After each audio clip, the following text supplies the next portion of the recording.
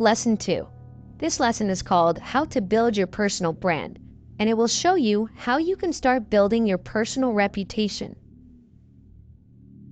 This lesson is important because without a personal brand, you're just another person in the crowd, especially as a freelancer.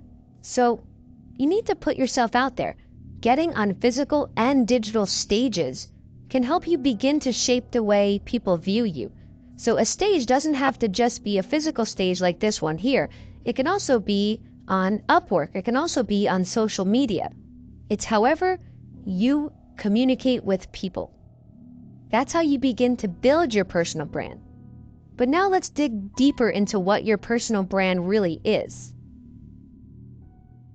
On a basic level, it's how you promote yourself.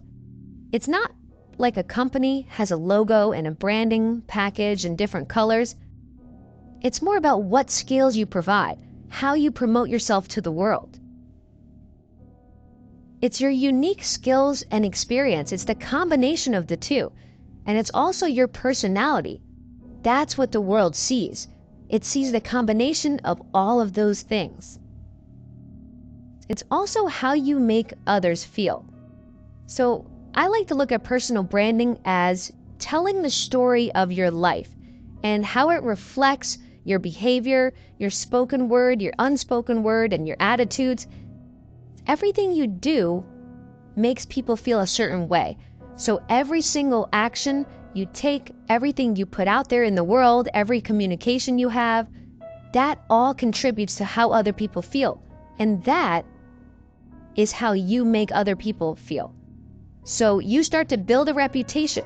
For example, if you're a very positive person and every time someone talks with you, they leave feeling more optimistic, they're going to remember that your personal brand is one of positivity. On the other hand, let's say someone has a really good sense of humor and every time you talk with them, you're always cracking up laughing. You're going to remember they made you feel happy and they made you laugh. That is what you're going to remember. You might not remember the exact jokes that were said. You might not remember every single conversation, but you always remember how people make you feel. So that is another big contributor of your personal brand. It's also what differentiates you from the competition. When you're building a personal brand and you begin to do this well, you can start to tie your personal brand in with your freelance business in ways that agencies and big corporations can never do. That's why being a freelancer gives you so much freedom. It gives you the ability to be agile and to separate yourself, especially as you go to build your personal brand. So your personal brand overall is the image other people see of you.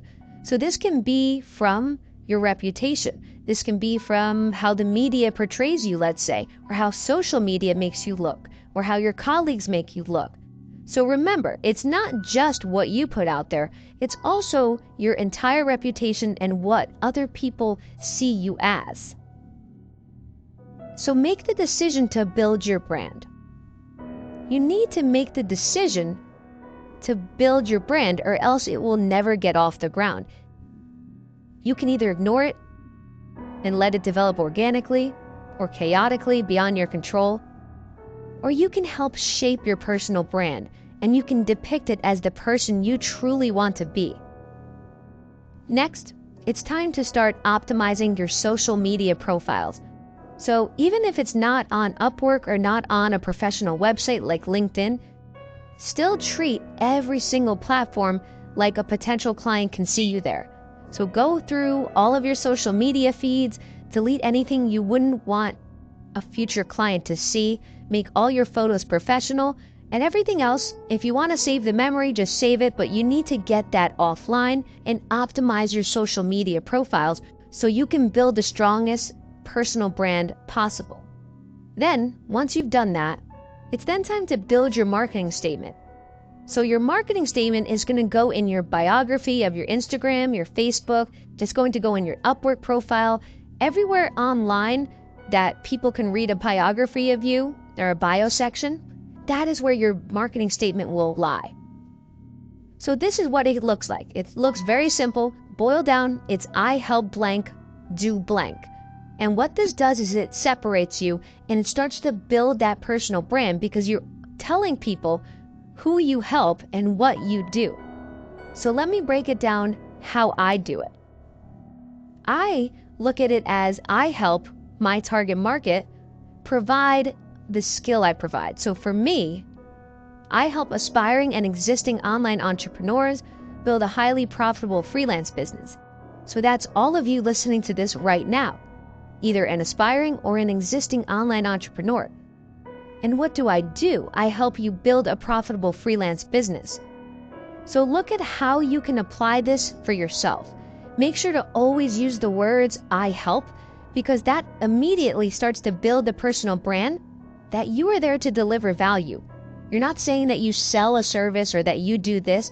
You're saying who you help, and you tell them what you can help them with. So now you understand how you can start to build your personal brand as a freelancer.